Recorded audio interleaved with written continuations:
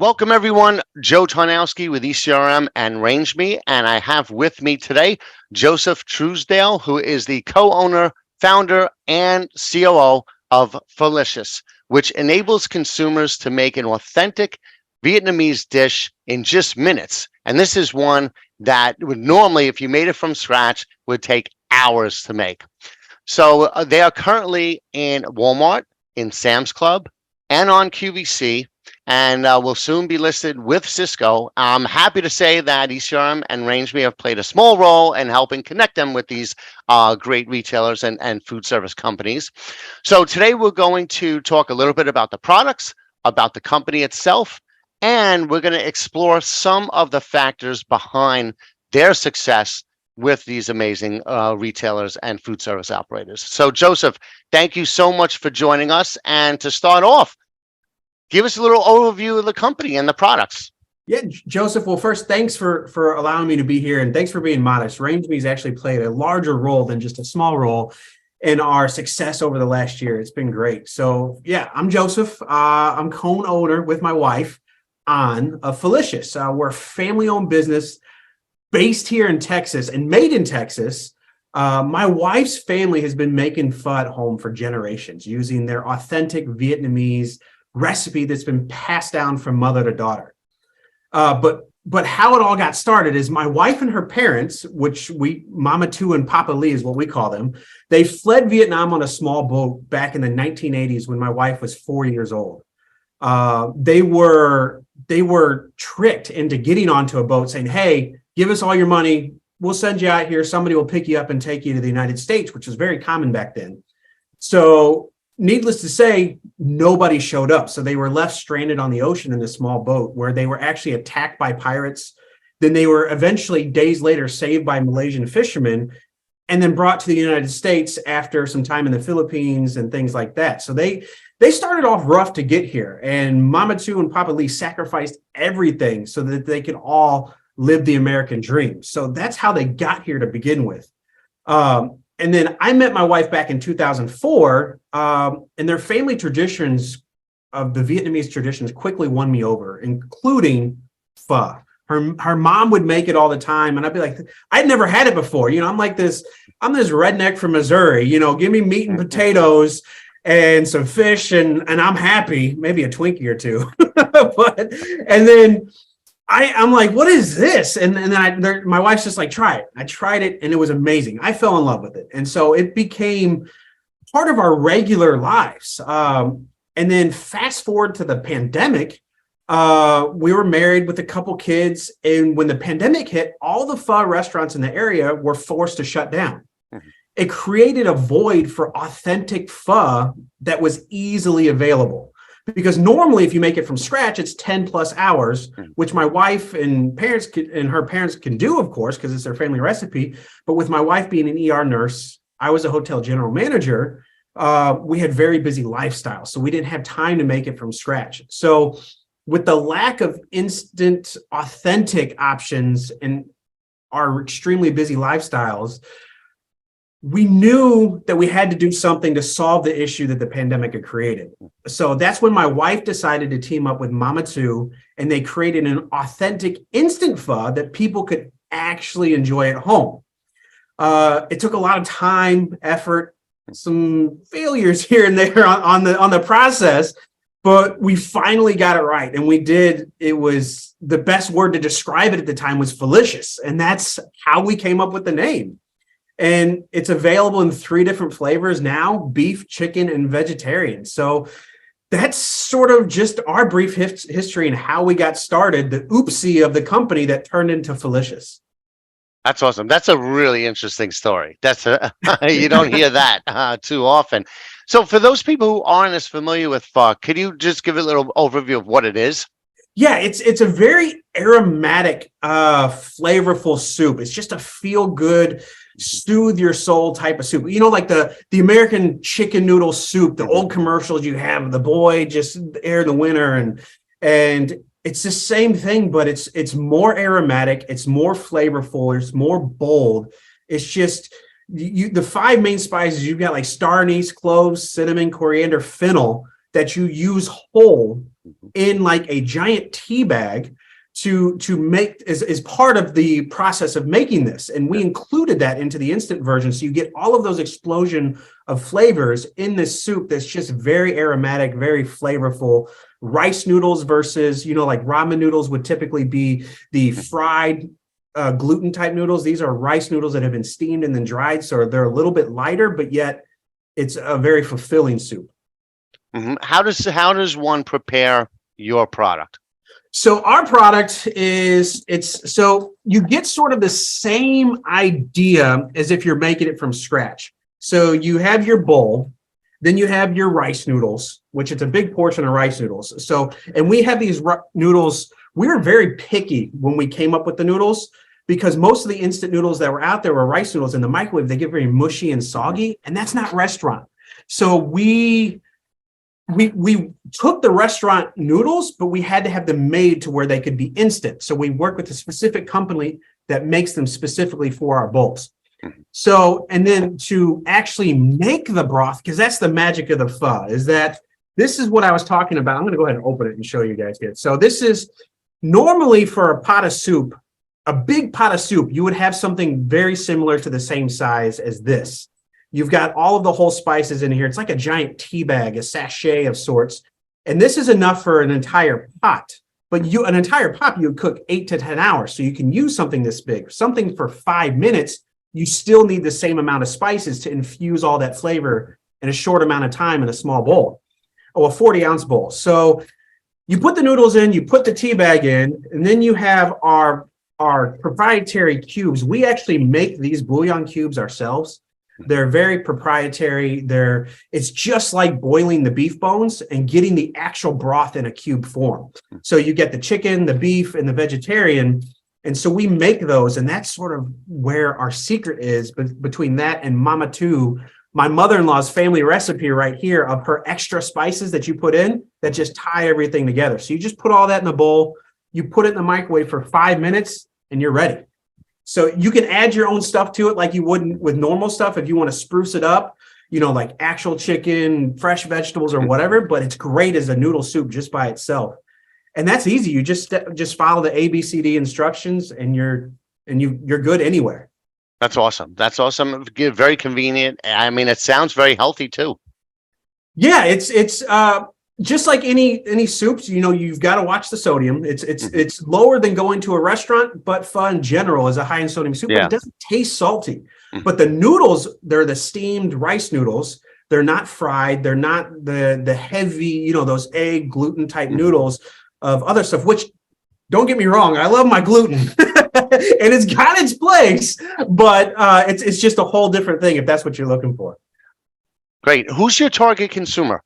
I mean, I can see a lot of different types of shoppers enjoying something like this. Well, so to start, PhoLicious appeals to pho lovers everywhere. But if you don't know what pho is, that's what the great part about this is. Just regular busy individuals who are looking for a convenient and just good meal option. If you want to break it down even more, we appeal to the customers that are short on time, prefer not to cook from scratch, but still want that from scratch taste and experience, like college students, young business professionals, entrepreneurs, family with hectic schedules. I mean, that's how we came up with it. Additionally, pho also appeals to those who enjoy the flavor and convenience of your standard ramen noodles, but are looking for a healthier and more authentic meal option than just ramen noodles off the shelf. It gives you that same feel, but a completely different experience and flavor profile. So obviously the retailers are impressed, and you've had a lot of success both, with ECRM and RangeMe. Could you walk us through your experiences with the different retailers? Because you were in the Walmart open call, the big find with QVC. You went to one of our sessions. Walk us through how that went. Yeah, RangeMe has been a huge help in allowing us to connect with suppliers I would have normally never had the opportunity to connect with as a new company, because we just launched in May of 2021 is when we launched. And so when we found RangeMe, it sort of helped us streamline the process of submitting our products so suppliers could actually discover our brand. It was easy to set up our brand with the products on I guess the best way to describe it is like a user-friendly interface on the RangeMe.com. And meeting them and being able to submit to them, like the QVC Big Find was something that just sort of popped up. And when it popped up, I'm like, oh, okay. At first, I didn't know what I was doing. I was just like, I'll apply to this. This looks interesting. And then later we got an email saying, hey, you've been selected to compete in the contest. And I'm just like, okay, what is this? It still didn't compute. And then when we got into the contest with the QVC, the Big Find, and we had all of their big hosts, some celebrity people that were in there, like, wait a second, sort of caught us off guard. We were prepared for the pitch, but we didn't realize exactly how big it was. And we ended up as one of the winners, and we were able to send them, they actually had some in front of them. It wasn't this nice of a bowl at first. It was a plastic bowl with it wasn't really retail ready, but we were one of the winners, and we were in it we were able to sell on the QVC network, which is awesome. And then we learned a lot from that. And then same thing, Walmart Open Call came up, and we applied to that. And we were one of the ones selected there and traveled to Bentonville, Arkansas. And we ended up getting a deal with Walmart and Sam's Club on the spot, all because we applied through RangeMe. Before we started using RangeMe in ECRM, we kept running into sort of a common pain point in the industry. It was just too difficult to get our brand, a new brand like PhoLicious, into a position to where we could easily be discovered by larger retails. With the program, it seemed like we no longer had to just rely on luck or who it's just like we actually had a plan of that we could go out and do stuff. Now retailers can, besides us, they can just discover new products in general, like PhoLicious, more efficiently. And that's one of my big things I really like about RangeMe in ECRM. I mean, through one of the sessions, we were set up with a meeting with Sysco Foods. And at first I was like, how is this going to be through Sysco Foods? They serve restaurants. A restaurant is going to take a bowl, put it in the microwave, and then serve it to somebody. They do stuff. But I said, okay, I'll trust ECRM and their setup of appointments. And I got to talking with Sysco, and they said, can you create a food service pack that somebody could do it in bulk? And that would be perfect for Sysco. And we ended up coming up with a broth kit that allows a restaurant to create a large 100-ounce pot of broth. Then they can get their noodles through us, through Sysco, because Sysco has rice noodles, more traditional, not instant, that you don't have to be as selective, and all the other stuff. Now any restaurant can make Vietnamese pho, authentic Vietnamese pho, quickly in 15 minutes. So you can make a large pot of broth in 15 minutes with our food service kit that we were able to come up with Sysco. And so that was a whole thing that we had never thought of, all because the ECRM set up that meeting with Sysco, and it led to that. So, and now we're in 50 different Sam's Clubs. We're launching in 300 Walmarts. We're launching with Sysco, and it's all within a 12-month period. It's been surreal, to say the least. That's amazing. Hey, give yourself some credit on that too. So you put a lot of work and effort into that. And, you brought something up that I think is really important, is the fact that, like, you went into that Sysco meeting, like, not knowing exactly how you would work with them. But then in the dialogue that you had with the Sysco buyers, you were able to figure out something that works. And I think a lot of brands might be too quick to write off an opportunity, saying, oh, it's not going to work. But if you put your heads together, like you did with the Sysco folks, you found out how to make something work for both. Yeah, I mean, Sysco still has a smaller aspect of their business of delivering to hotels, sweet shops, college campus markets, and things like that, which we're going to utilize with our actual instant bowls through Sysco. But we were both thinking of, it's such a great product. How can we do this on larger scale to Sysco's main clientele? And they had to be open too. Not every company is open to that dialogue. but you never know. And as an entrepreneur, we don't want to go crazy with ideas and get ourselves spread, because that's one of our biggest issues is we want to do 50,000 things at once. But at the same time, you got to be open to be able to do new things and work with a client. Yeah. Yeah. And this new relationship with Sysco, I mean, it's kind of like going to help promote your retail product too, because like, for example, let's say Sysco's campuses students are having the food service version in the cafeteria, but then the stores in the university could sell the actual bowls, or they'll see it and they'll be like, oh, maybe I can get this at my local Walmart or something. It's just, it's going to help. One's going to help the other. Yeah, exactly. Awesome. So what are some of the things that you think are the reason why you were successful both on RangeMe and with ECRM? Like, what are your best practices as far as dealing with, engaging with buyers, and as far as maintaining your profile on RangeMe? I wish I could say it's because I'm the best salesman ever, but honestly, it comes down to our product. We have such a revolutionary product for its category. Like, there's nothing else like it in the instant pho world. And if you know what pho is, and if you've had it as a buyer, and then they actually try it, because they're like, how is this bowl going to give me a restaurant experience in 5 minutes? They're like, how is it going to happen? But they're open-minded about it, and then they try it, and then they're like, what? The product sort of sells itself. But my success on RangeMe has been sort of using the RangeMe guide of creating a profile, setting up with the good pictures, the good descriptions, because that's what buyers see. They can't try your product through the computer. You've got to have your good descriptions. You've got to have, but not too lengthy. You got to grab a buyer's attention, I think, in 10 to 15 seconds of looking at your product.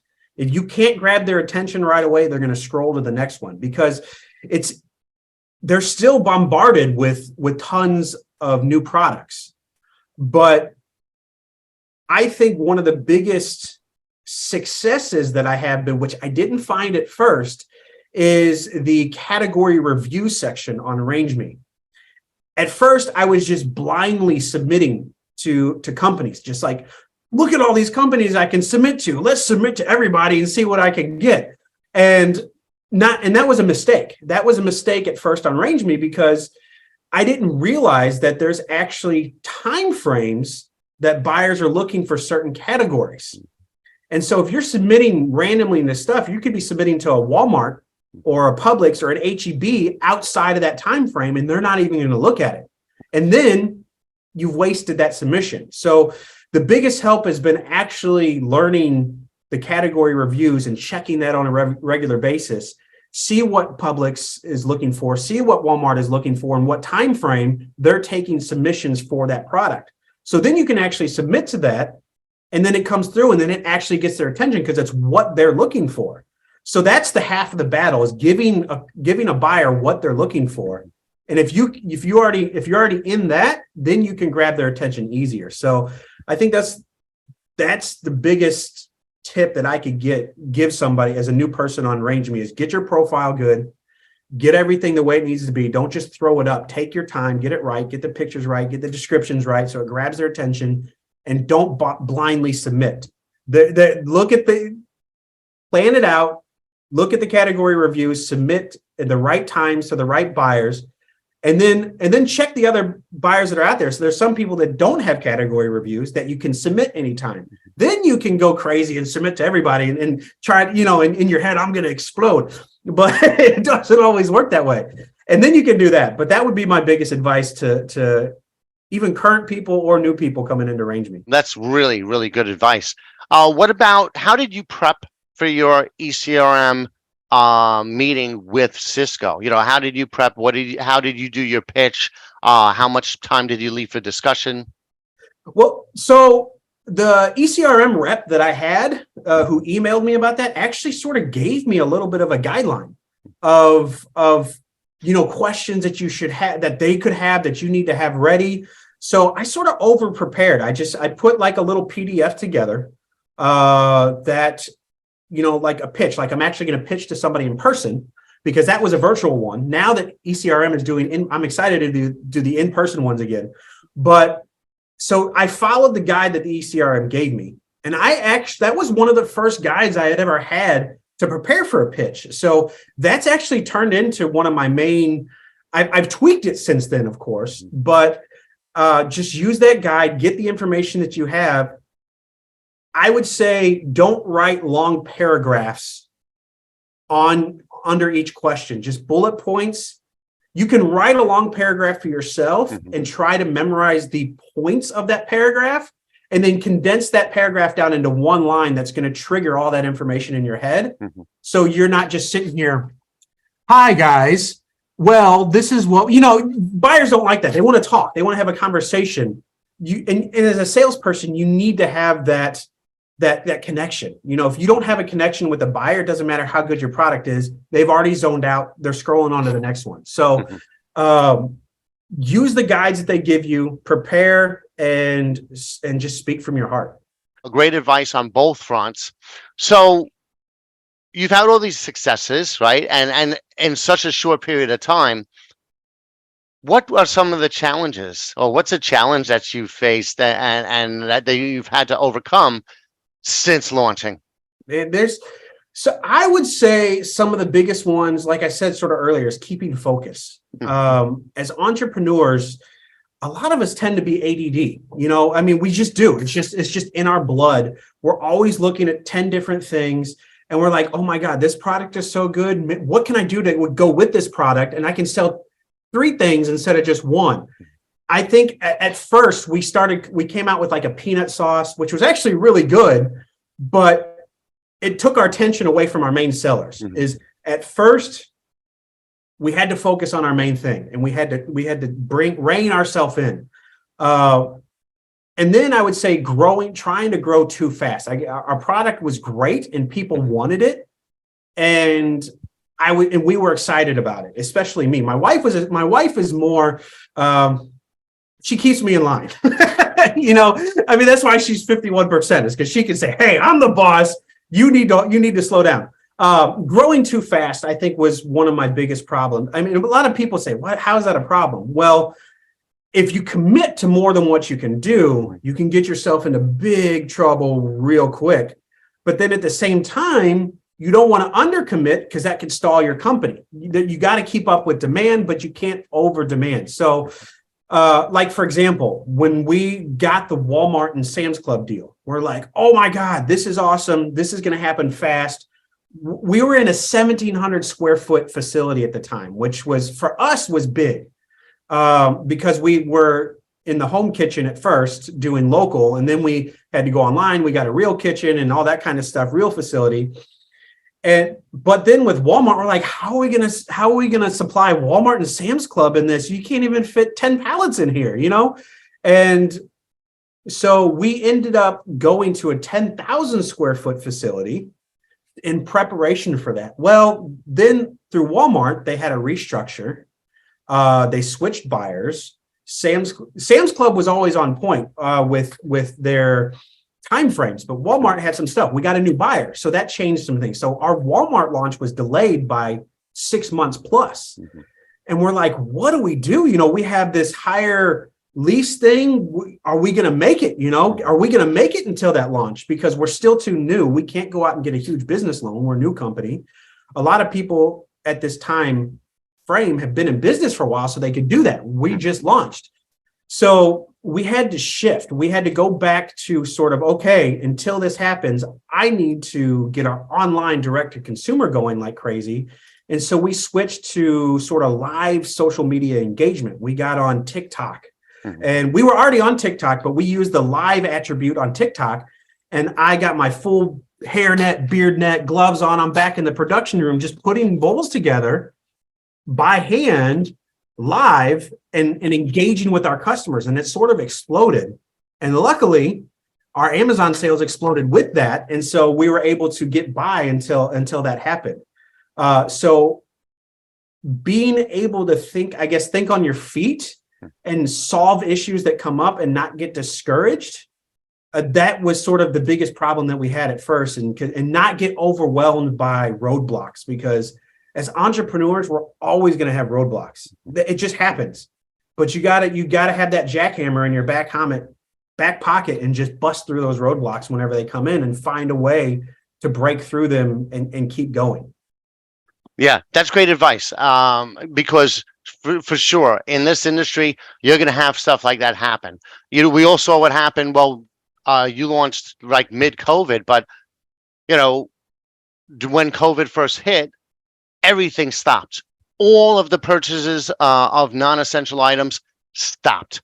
And they were only if you made gloves, if you made hand sanitizer, that's what they were buying. If you didn't, you weren't getting a purchase for like a year, and people had to adjust. And, things happen. Buyers switch desks and all that. So you have to just be able to accommodate. And your point on not trying to grow too fast is important too. Sure, everybody wants to be everywhere at once, but most of them don't. If you're a startup, you don't have the infrastructure or the inventory or the supply to actually go from 0 to 8,000 stores in a few months. So you want to grow organically and step by step. And then as you could scale up more, you take on more business. So, luckily, you brought up a great point about the inventory stopping during the pandemic. We started towards the end of that, but we still saw that. So luckily, we were starting at that point, so we didn't need a whole ton of inventory. But with our little bit of sale, we were selling 5-6 units a day on Amazon at that point, which at that point, we're like, oh my God, we sold 6 bowls, we sold 6 4-packs on Amazon. We were thrilled. But even at that point, it was difficult for us to get the fresh, because we're very picky on the fresh spices that came in, the importing of spices, because you can't get fresh spices here. Everything else is made here, but some of our supplies are imported. And I could only imagine, like, man, if we had started a year earlier and exploded, and then during the pandemic and all of a sudden our supply chain stopped, like, I feel for those entrepreneurs just thinking about it. Like, I can't even fathom what they had to go through when all of a sudden, you're in 100 Sam's Clubs and all of a sudden, nope, you can't get more supplies to make more for a year. Too bad. I'm glad I can say that wasn't my biggest problem, because we were lucky on that aspect. So if that was your problem, I'm sorry. I feel for you. That's great. Good point. So last question, what's next? What can we expect from PhoLicious in the future? Well, there's some exciting stuff coming through the pipeline that I can't really talk about yet, that we're super excited for, that we can just follow us on LinkedIn, follow us on Facebook, and we can announce that as we can. But what I can discuss is that we are attending the Asian food sessions for the ECRM here coming up soon. It will be our first in-person one with the ECRM. It will be our second in-person pitch. Walmart was our first one, Walmart open call. So we're definitely excited to start doing more in-person pitches and meet with buyers. That we just plan on attending as much as we can. It's time to join the Pho Nation. That's what we call our cult of customers, is the Pho Nation. And once you try it, you join. You're part of it. You're part of the family. You're part of the nation. And we've applied for the HEB Texas Best Contest, which we got through originally we talked through an HEB buyer through RangeMe, and then that guided us to that. And so hopefully that's a huge contest for the HEB network of over 300 locations. So that's coming up. Hopefully we're selected for that to move on. I wish, there's some big stuff that I can't say. I want to say it. Well, I'm going to get in trouble if I say it, so I can't. That's that ADD side of me. That I got to rein in. Well, there's a chance I might be at that session. Is that the one in Chicago? I think the Asian. No, I don't think the Asian food's in Chicago. Okay. Well, I'll see. Well, if I'm there, I will definitely look for you. But so listen, thanks a lot. Great stuff. I think you're doing everything right, and I expect to see a lot more continued growth in the future. So good luck with that. Well, thank you. Thank you for having us on, Joseph. We appreciate it. My pleasure.